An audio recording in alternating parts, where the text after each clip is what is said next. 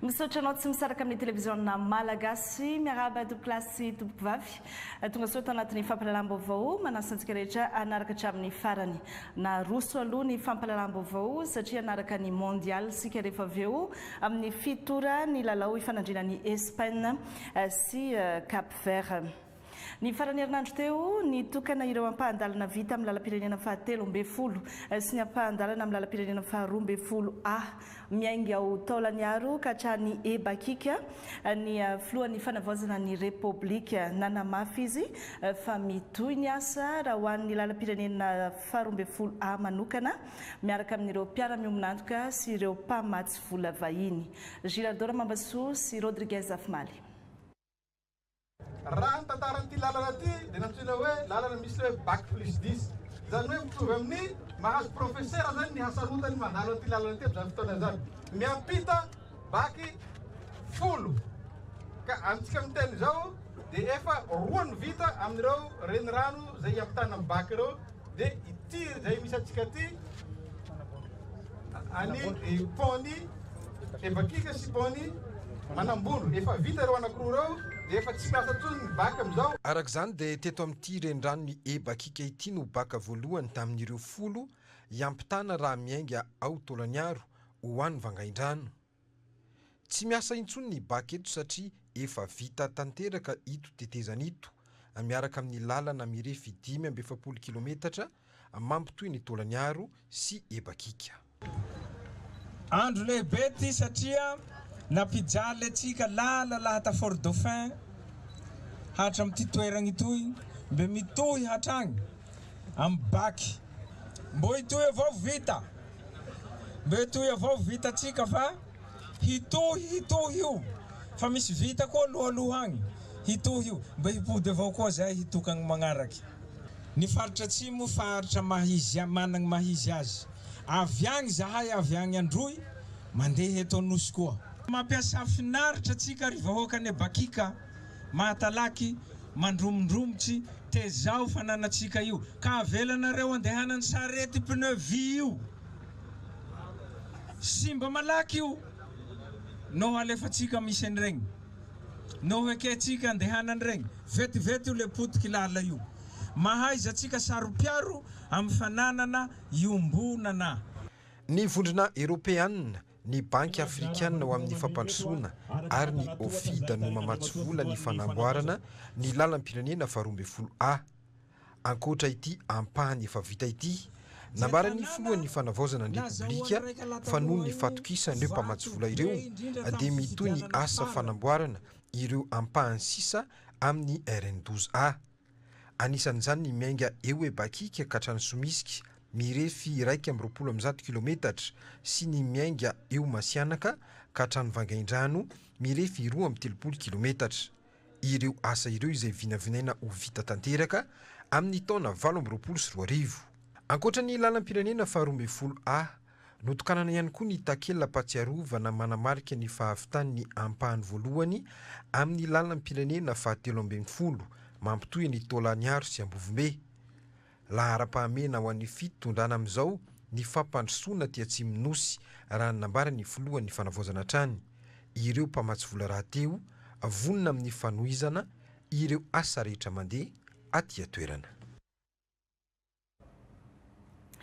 Hoentina amintsika eto anatin'ny fampahalalam-baovao ihany koa ny akon'ny fahazona fototra-afitrasa ho an'ny famatsiana rano fisotro madio tany amin'ny distrikany Bekily efa eo ampikirakirana izay ny mpanao gazety fa efa miroso amin'ny fahamaliana ireo filana fototra eny amin'ny anjerimanontolo ny fitondram-panjakana amin'izao fotoana izao efa misy ny fifampitiniana amin'ireo mpitantana ny université izay anolotra ireo filana maika amin'ny mila jerena isan'izany ny fandiniana ny fampiakarana ny subvention sy ny vina amin'ny anorenana ny campus universitaire vaovao ho an'ny mpianatra sy ny mpampianatra ary ny mpikaroka ny sokatra tamin'ny fomba ofisialy androany teny Ankatso ny faha 15 taona ny sy ny université teto Antananarivo.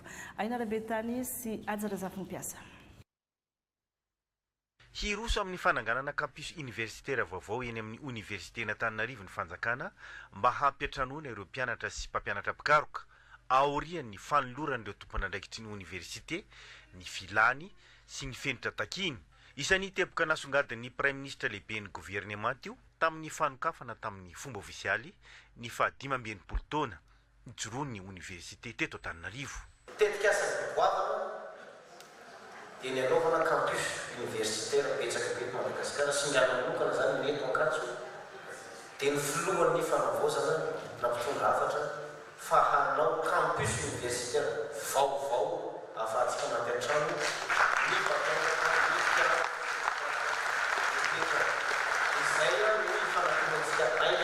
miantso ny siny ny fifampidinena maika eo amin'ny fanjakana sy ny université ihany koa ny Prime Ministre mba hijerena akaiky ireo lahara-pahamehana sy hamalina ireo filana fototra izay isan'ny tafiditra amin'ny politika ankapobeny fanjakana ho an'ny fanavaozana.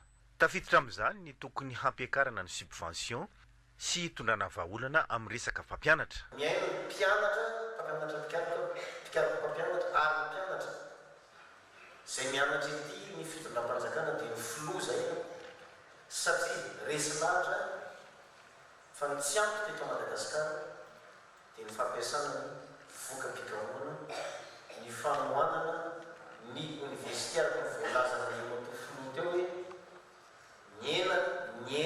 nyena foana ilay subvention tsy ena intsony fa hitombo. Tena hitombo io tsy tadidiko izy ao anatin'ilay LFR ao fa raha mbola tsy mitombo izy ao dia ataontsika mitombo izy amin'ny LFI fiaromanana ny LFI zay zao mba ahafahanareo miasa ahafahana mamaly an'ireo filanareo sy ny etahitanareo ahafahana manatanteraka tsara ny andraikitrareo. Voalaza teo ny recrutement, voalaza teo ny subvention, voalaza ny recrutement na vacataire, voalaza ny fanohanana an'ireo teo ny filazana le personnel administratif et technique fa ndao ifanatontsika satria ny asa fampianarana sy fikarohana no miantoka ny fivoarana, miantoka ny fahombiazan'ny politika rehetra izay ataontsika ampandrosoana ny Madagasikara. Dia ndao amin'ny fotoana faran'izay Andriamanitra Minisitra entireo filohan'ny université ireo ifampidinika antsika inona ny zava-tena maika aloha matao zao satria ny atao hoe adidy napetraka eo ny filohamiko tamin'izy nanendry dia hoe hamaly amin'ny filana fototra sy maika ao anatin'izany ny fikarohana sy ny fanabeazana izy maika sy fototra no resantsika izao fa ny LFI ataontsika angamba kosa iveriko afaka manao zavatra structurant amin'izay fa ny maika atoa sy matena jerevantsika dia vola zany ifampiresaka aminareo. Nateriny manokana teto ihany koa ny tokony isin'ny fahavitian'ireo avy amin'ny anjerimanontolo amin'ny fandraisana anjara amin'ny fikaonan-doam-pirenena. Fampiratiana ireo voka-pikarohana maro lafy ilaina amin'ny fampandrosoana moa no nisantarana ity hetsika ity. Hetsika fankalazana ny 15 taona ny siny université teto Antananarivo izay tsy hifarana raha tsy amin'ny faraka amby 20 ny volana Jona ho avy izao. Hetsika maro tokoa no anamariana izay 15 taona ny université n'Antananarivo izay isin'ny dinikevitra andatabatra boribory ny carnaval ny hetsika ara-panatanjahantena sy ny maro hafa araka ny fanambarateo dia aritra herinandro ary isy ny fandraisana anjara n'ireo ministera sy sehatra samihafa. Aurélia Rafringa sy Roger Andriamanalina. Rakotra hetsika avokoa ny herinandrom-pankalazana ny 15 taona ny université n'Antananarivo ety Ambohisaina. Ankoatra ny fanokafana tamin'ny fomba ofisialy ny alatsinainy 15 ny volana Jona, hisy ihany koa ny latabatra boribory anasana olona sivy namiratra nivoaka teto amin'ny université ka tonga tompona andraikitra sy olom-panjakana ambony, tompona orinasa. Hamelabelatra izy ireo ny lalana ny diaviny na tongavany amin'ny toerana misy azy io. Entina hanamarinana izany fa manana ny maizy azy ny mpianatra nivoaka teto. Ny fahaenina ambin'ny folo Jona kosa indray dia isy ny atao hoe concours-na éloquence.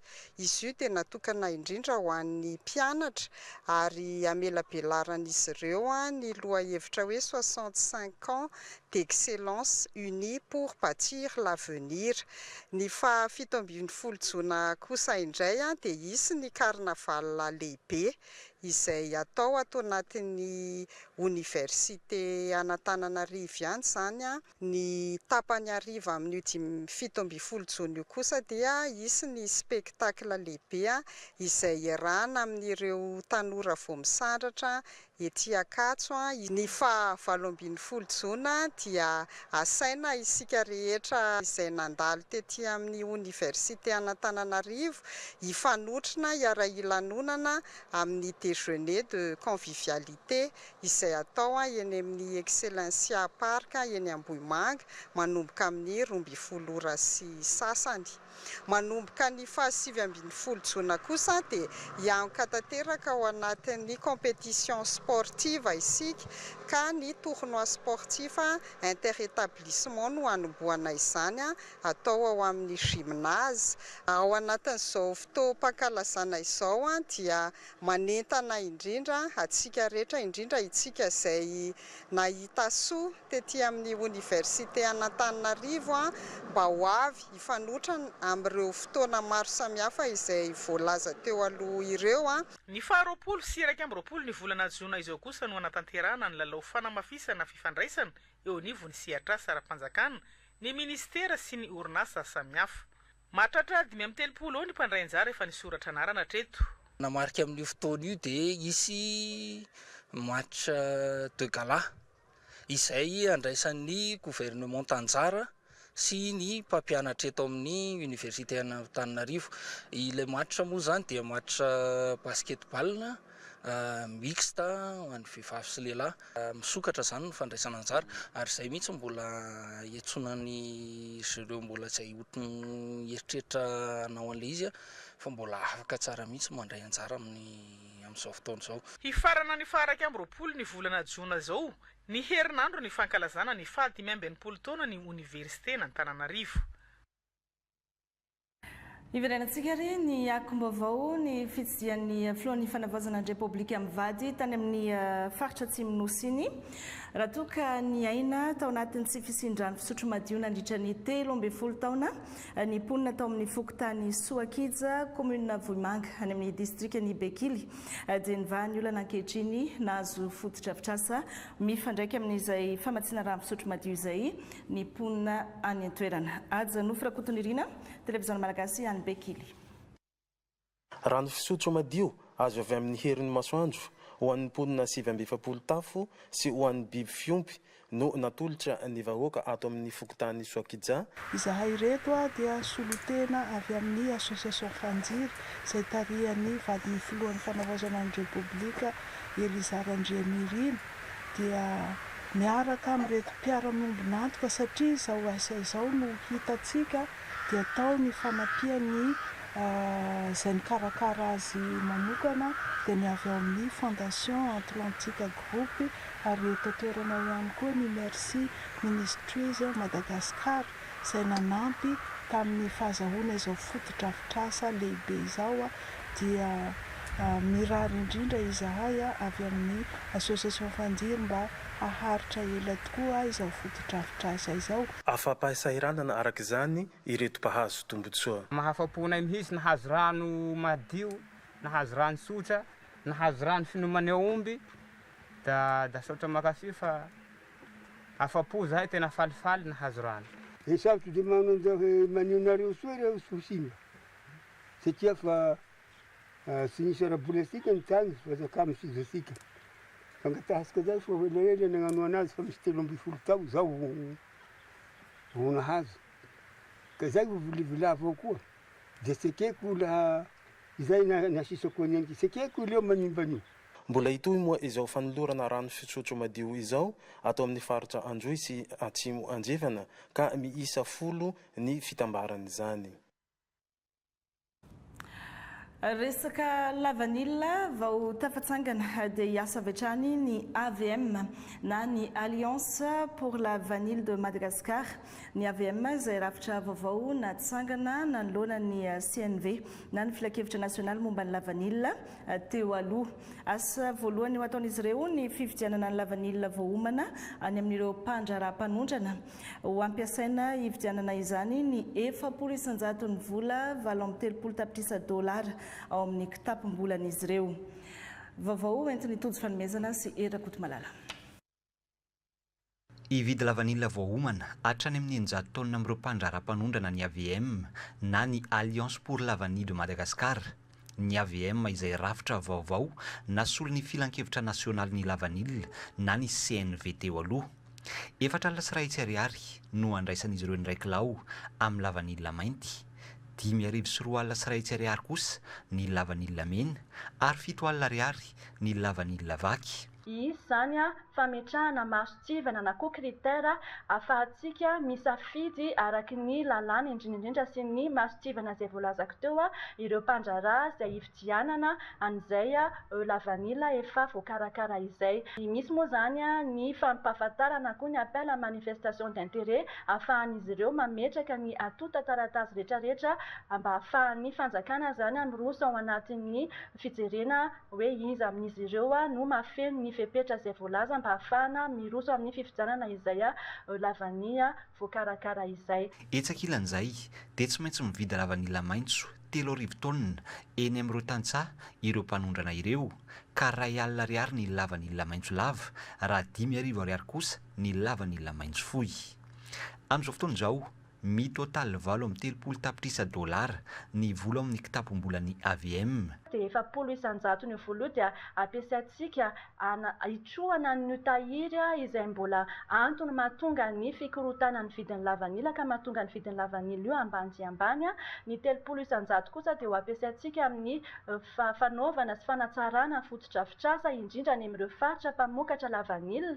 520 isanjato kosa dia hoentintsika ampiasaina hitadiavana lalam-barotra afahantsika manondrana lavanila sy hanaovana tantsorika amin'ireo mpiantsehatra rehetrarehetra, ary ny 5 isanjato farany dia atokantsika na koa ataontsika reserve mba ahafahantsika mampiodina ny AVM ao anatin'ny fanatanterahany ny asa. Mba hisiany mangarahara dia voasolo tena ao anatin'ny AVM na ny Alliance pour l'avenir de Madagascar ny avy eo amin'ny fiadidinan'ny fanavaozana ny Repoblika, ny primature, ny ministeran'ny varotra sy ny fanjifana, ny ministeran'ny fambolena sy ny fahaleovantena ara-tsakafo, ny ministeran'ny toe-karena sy ny fitantanam-bola, ny tantsapam-boly, ny mpikarakara-panangom-bokatra ary ny mpandrara-panondrana. Manatanteraka velakevitra lehibe mandritra ny 2 andro andoniana ireo paikady mahomby tokony hananany hery fiarovana sy ny filaminana ny sekoly Etat-major manoloana ireo ambana maro lafy izay misy manerantany amin'izao fotoana izao. Andrasana amin'izany ny sy ny tsokevitra hanatsarana hatrany ny fomba fiasa eo amin'ny ady amin'ny tsy fandriam-pahalemana. Grifina Bakoliniaina sy Fanir Kely.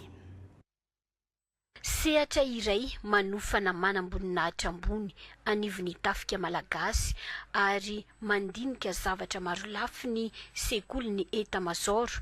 Antony karakaran'izy ireo velakevitra lehibe momba ny folo alin-da manoloana ny ambana maro lafy misy amin'izao vaninandro iainantsika izao. Tsy afaka miolon'olona samiriry eto itsika ary matsiaro manana andraikitra ny tafika malagasy amin'ny alalan'ny sekoly ambonina ny école d'état-major mijery ny zavatra maro samihafa, mandinika ny hoavy samihafa ary manoloana ny ambana samihafa izay miatra na mivantana na ankolaka amin'ny firenentsika.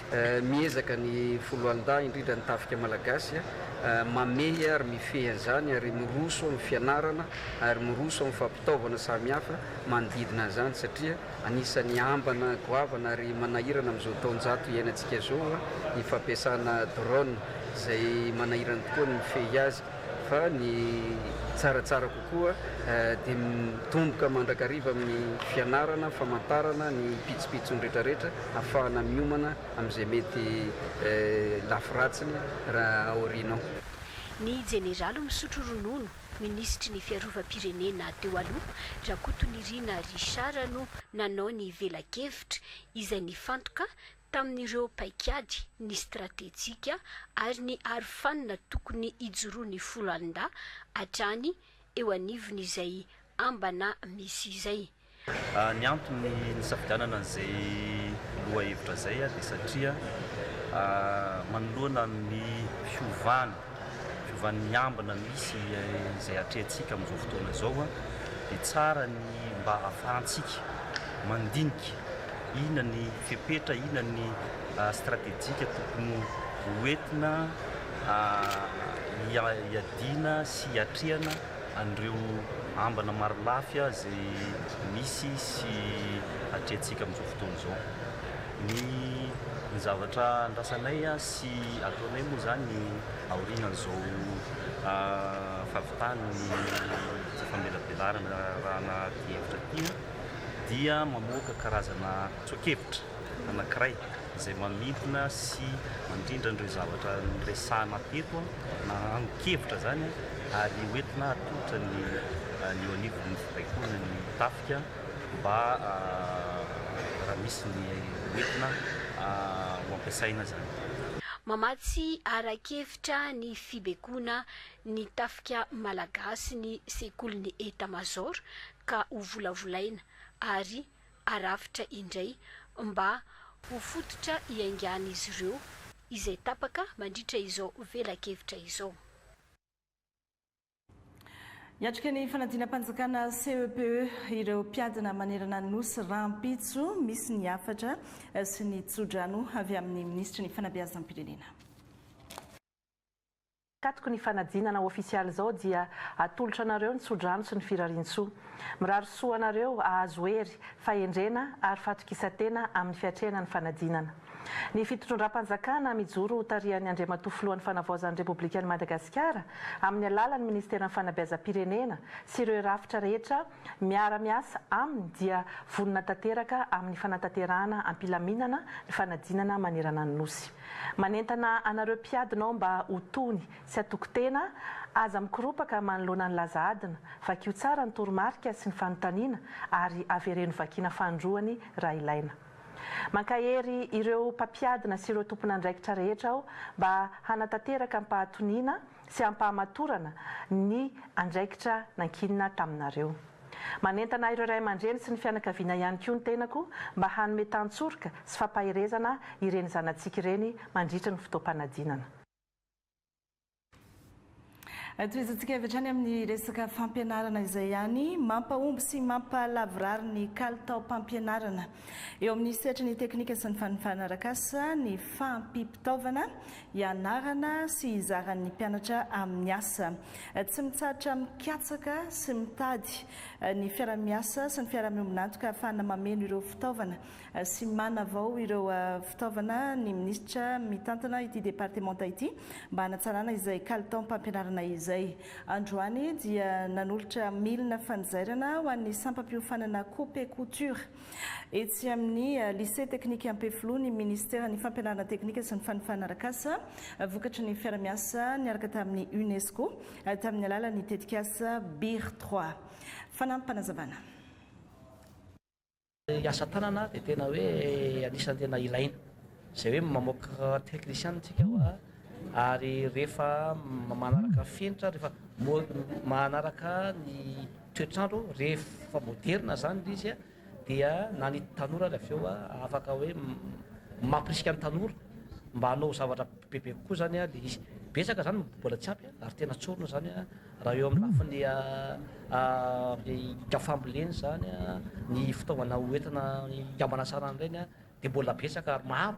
Ny filière zany misy ao anatin'izany eo koa resaka génie civil zany hoe ny bâtiment sy ny karazany betsaka zany no tsy ampy ao anatin'izany raha mijery ny société technique ianao eto Madagasikara dia hitantsika zany fa tena hoe tranainy daholo na centre de formation professionnel ny akabeazany tsy maharaka ny toetrandro tsony dia mesaka zany sao ny ministère zay tsy vita ny budget zay afaka atao dia tsy maintsy mandresy lahatra ny mpianatra miombonantoka zany mba ahafahana mifanampy ao anatin'izay mba hanatsara izay kalitaon'ny fampianaran'izay. Ny amin'ny distriktan'ny Betroka nahazo tohadrano lehibe miisa 7 ny tantsahany an-toerana izay afaka manondraka velarantany 2 hektara mahery. Afaka mokatra vary indroa isan-taona manomboka izao ireo tantsahany an-toerana ary afaka ampiroborobo ihany koa ny voly avitra izy ireo. Miray Andrianjavy. toadrano lehibe misy 7 manondraka velaran-tany 420 hektara atao anatin'ny distrika Ampetroka faritra Anosy no notokanana ary natolotra tamin'ny fomba ofisialy. Fiara-miasa ny fitondram-panjakana sy ny banky iraisam-pirenena tamin'ny alalan'ny ministera ny fambolena sy ny fahavitan-tena ara-tsakafo ary ny dedikasa mionjo. Nisy ihany koa ny fanohanana ireo tantsaha-mpamokatra tamin'ny alalan'ny fizarana fitaovam-pamokarana lakiraky misa 720 angadin'omby misa 20 ary fanondrana 713 famafazana fanafody misa 20. Ny anakinay zao tena miditsy an-dakilasy aby amizao. Fa tamin'ny taolasa ny anakinay sy nisy nianasy aby noho ny fivokarana tsy nisy ny rasirasy. De amizao izy ny roa sarety ny vary niakasy tamin'ny kanaly ombony rasirasy ny vita teo. De amizao izy ny 5 sarety ny vokabariko tamizao. Tokony afaka amokatra indroy isan-taona ireo tantsaha manomboka izao ary ampiroborobo ny voly avitra. Vinavinaina atratra 470 sy 740 taona isan-taona ny vokabary fanampiny. Iatsara ny fitantanana sy ny fifehezana ny drano, itombo ny fidiram-bola ny tantsaha-mpamokatra ary iamafy ny fiatrehana ny fiovaovan'ny toetrandro.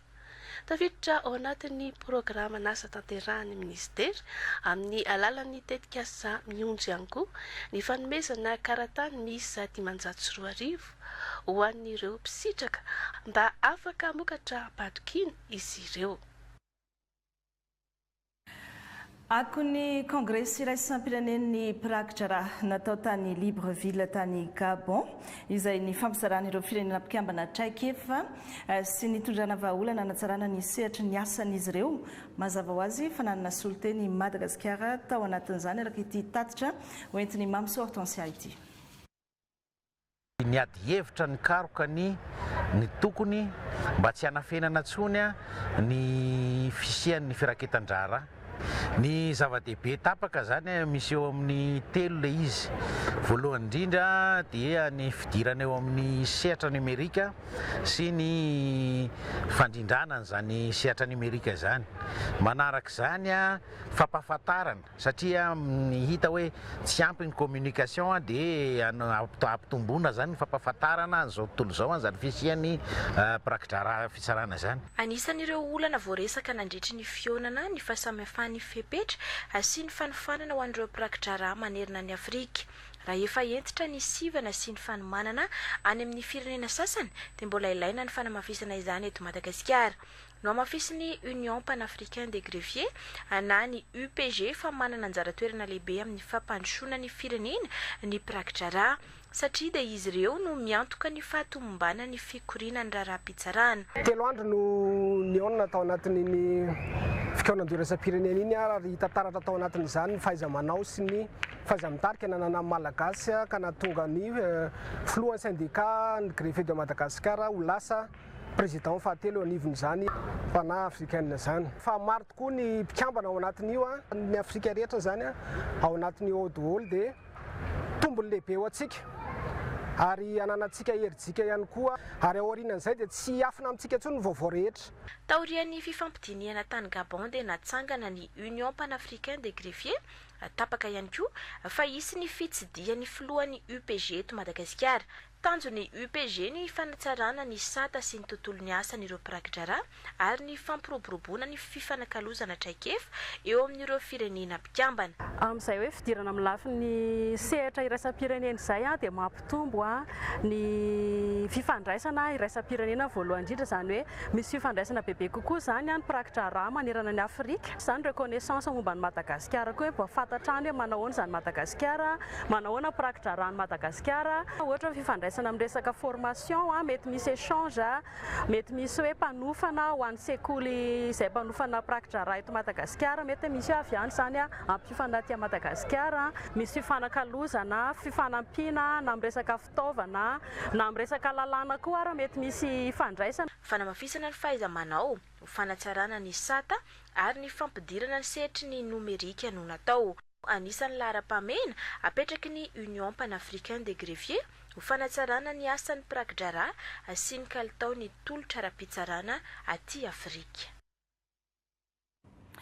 Niravina ny disadisa teo amin'ny resaka tany nametrahana ny tsangam-baton'ireo namonyainy tamin'ny fanapoizinana ara-tsakafo teny Ambohimalaza tapakary fa afindra eny eo ampitan'ilay toerana nametrahana azy ihany izany tsangam-bato izany. Aurélia Fringa, Roger Andriamanalina.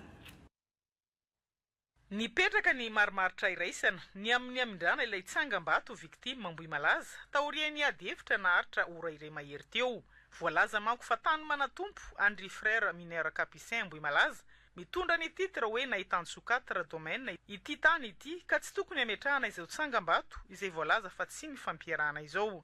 Eto zay Capucin hoe anao raha-pihavanana marimaritra tokony iraisana hoe d'accord zay nanaovana tsangam-bato petraka ny tantara tsaroany taranaka mifandimby fa ambafisinay mazava kosa fa hoe sy eo eo amin'ny taninay nahitantsoko 4 domaine izy natao nahitantsoko ny toerana anay fa lasa mivadika anay le tantara hoe nahitam-paty nahitana loza le toerana rehefa aveo. Ny tsy fahaizana sy ny tsy fampiny fifampiresahana no fototry ny olana hoy ny solombavam-bahoaka voafito tao amin'ny distrika ny Avaradrano. Ny tena noho izany no nampiantso ny rehetra teto nitady ny marimaritra iraisana. Hoe tsaratsika no fampiresaka voalamina tsara le zavatra le fampiresahana ny tsampy dia lasa mifanenjakenjana lasa hoe ny ato miavonava ny ato masika ato zao nefa le zavatra na ohatsaitsika tsirairay avy tsisy ratsy fa tsara daholo ihany. Izaho manokana dia tsy nahafantatra mihitsy hoe territoire anareo izany hoe propriété privée any aminareo le izy fa ninahy zany niraisiko fotsiny hoe ao anatin'ny alignement satria za tsy mahay lalàna fa fantatro fotsiny hoe ny alignement zany dia ao anatina 2 mètres 7 mètres miara-lakisany arabe route publique zay ary za tsy nahafantatra mihitsy hoe nanao fatosoana nanangana an'izy io. Fahatsiarovana izy fa tsy hoe zavatra ratsy akory fahatsiarovana ny mémoiran'le olona fa tsy hoe le nahafatesan'le olona ny tsarovana io fa le olona maty ny tsaroana eo fa tsy le zavatra situation nisy dia zay koa maha-olombelona anahy dosako hoe inona moa ny olona na fahatsiarovana olona fahatsiarovana zavatra nisy zay ataontsika hoe tsy akory ny hoe lefa zavatra ratsy antsika eto zavatra ratsy fa misy maty tsaroana dia tsy mba tsy hoadinona zay le izy mémoire tsy adinona ny zavatra nisy. Tapaka taorian'ny fifampiresahana fa afindra eto amin'ny tany-mpanjakana eto ampitany arabe mifanitsy tamina metrahana azy tetỳ Ambolony ihany ity tsangam-bato ity. Nanolotra taratasy-mbola mitetina 10,000 ariary ho fanampiana amin'ny asa fanamboarana ny avy ao amin'ny Frère Mineur Capucin Ambohimalaza. Hotokanana sy omasinina amin'ny alalan'ny fotoam-bavaka ny talata izao ity tsangam-bato fahatsiarovana ireo victime Ambohimalaza ity.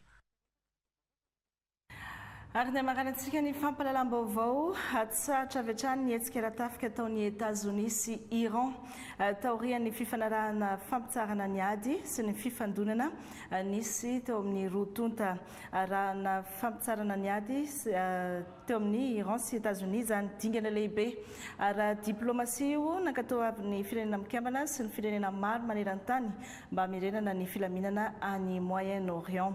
Isokatra indray ny lakan-dranon'ny Détroit d'Ormuz ary nanambara États-Unis fa hoe sorona ny sakana napetraka tamin'ireo seranatsambo ny Iran. Voalaza fa isy fepitaona 80 andro anohizana ny fifampitiniana momba ireo raha-mbola tsy voava indrindra ny fandaranasa nukleary iraniana izay anisan'ny antony lehibe nampienjana ny fifandraisana teo amin'ny rotonta nandray anjara tamin'ny fampifanantonana ny États-Unis sy Iran moa i Pakistan ka kasaina tao an'i Suisse ny fanaovan-tsony ofisialy mifandraika amin'izay fifanarahana fampitsarana ny ady izay atao anatin'ny andro vitsy. Sotratsika rehetra nanaraka ny fampalalam-baovao hatramin'ny farany azadinona fa rehefa avy eo amin'ny fitora ny lalao ifanandrina ny Espagne sy Cap Vert anatin'ny fiadinany amboara iran-tany ho an'ny baolina kitra na ny mondial 2026 mialoha izay dia ho avy eo ireo ekipa ny sport ireo mpanao gazety ra-panatanjahantena eto amin'ny televiziona malagasy anao ny fandarana manokana mikasika izay mondial 2026 izay raha mpitsondray fotoanantsika manaraka mirary soar tompoklasy tompoko vavy.